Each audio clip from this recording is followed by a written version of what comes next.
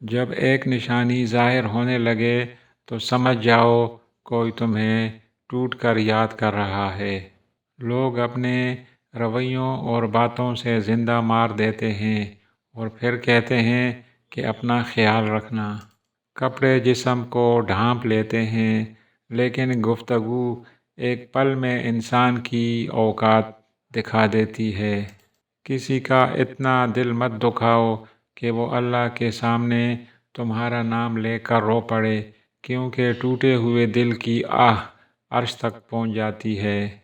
بے حسی کہہ لیں یا نا قدری، مگر انسان نے اپنے خیر خواہ کو اس کے چلے جانے کے بعد ہی پہچانا ہے۔ جدائی کی گھڑی تک محبت اپنی گہرائی سے ناواقف رہتی ہے۔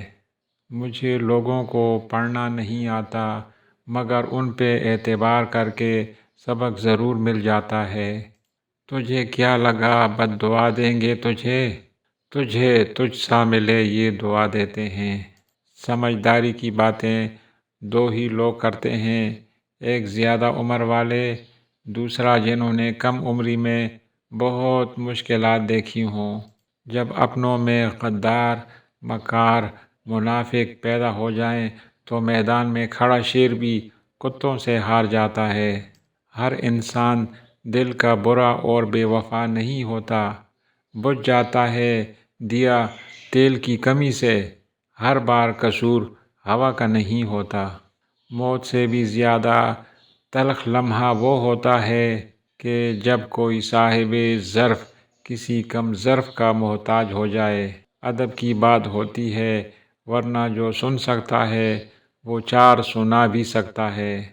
انسان صرف تلوار سے ہی نہیں بلکہ طعنے سے بھی مر جاتا ہے۔